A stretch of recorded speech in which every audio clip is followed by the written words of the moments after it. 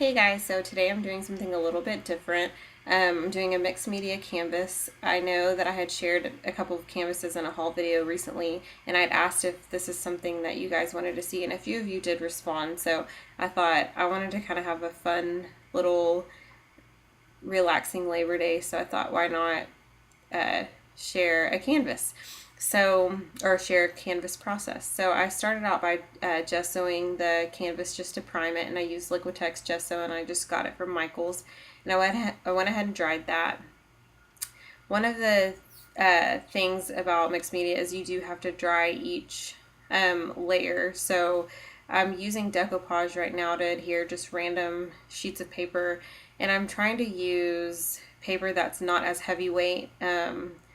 And I believe this is from like an Echo Park line. It's a 6x6 pad. Most of it is a 6x6 pad. I do go find a little bit more paper here in a few minutes, and I used like some of the crepe paper.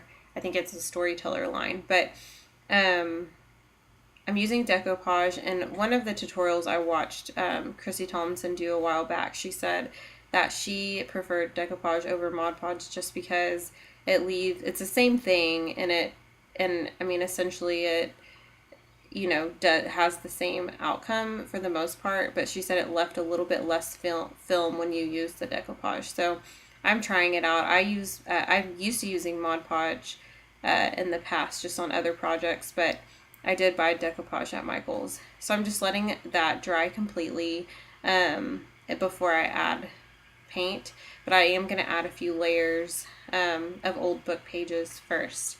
So I was just playing around with inks and stamping on old book pages, and I thought, why not throw that in there? And that's one of the things I love about mixed media is that you can find random things and things that you've played around with and just add them to your project, and most of the time it ends up looking pretty good. So, and I love how you can mess up and get paint everywhere, and it really doesn't make that big of a difference because it's just part of the mixed media project. So, or it looks like it was intended to do that. But I'm using random paints just like Craft Smart, Martha Stewart, Americana, Liquitex Basics, Academy, and Master's Touch, and these are all from either Michaels or Hobby Lobby because we don't really have any other like arts and crafts stores. We have a local scrapbooking store, but we don't have any other arts and crafts stores besides those, I don't think, here in my hometown. So I use like packaging to spread it all over, and then I use my finger for the corners for the pink and the yellow. And if you use a brush, it'll just go on too evenly, and you want a little bit of like transparency. So I put the paint on, let it dry, added the doily with decoupage, and let that dry. Or I'm gonna let that dry, I believe. Right now, I'm just looking for die cuts that I may want to add.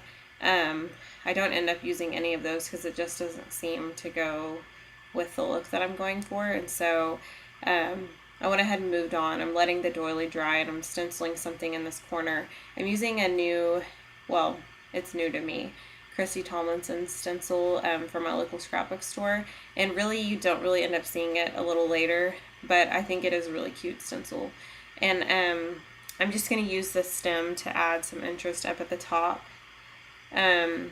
Instead of using it for a stem, I just use it for a little bit of decoration. So I'm going to let that dry, and I will go in. I believe I'm adding Glimmer Mist, and it's electric blue, I believe. Yeah. And I heard that, I think it was Chrissy Tomlinson that said this actually, that the Glimmer Mist is one of the permanent inks out there. I think Glimmer Mist, and it was one other one, I can't think of what it is. And so you can use it with like water-based products because it should dry permanent. And so I do go back and put Mod Podge or decoupage over it just in case. So there I just added some modeling paste with some yellow paint and used a Heidi Swap stencil over it, and just used one of the little craft knives to do that.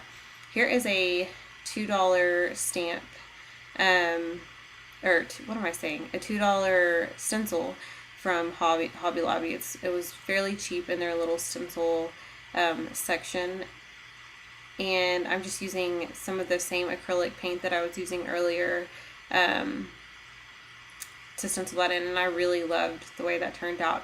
And honestly, when I saw this stencil, and I shared it in a haul video, when I saw it, I was like, I for sure have to use that. So I'm going to let that dry. Like I said, you have to let each layer dry almost completely. The acrylic paint dries really fast though. So I took these silhouette letters, and looking at them now, I mean, I'm glad that I didn't use them, because they really would have overpowered the whole canvas, but which I would have been okay with, because it's all about the layering and it's all about the background and everything, but I'm glad that I didn't use them. I did find some smaller letters, so it hit me while I was painting them that maybe I should look for some smaller letters, and I did find some chipboard letters that I just ended up painting the same color, and I mixed some gray paint with some white just to,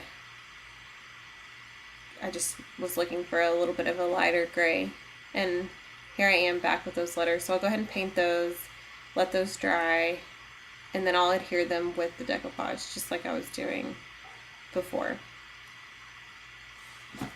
So I accidentally got yellow on the letter E, so I had to just kind of go with it, and it really, you couldn't tell the difference. I mean, even if just the letter E was yellow, you wouldn't have been able to tell the difference at all. So I ended up liking the way that turned out.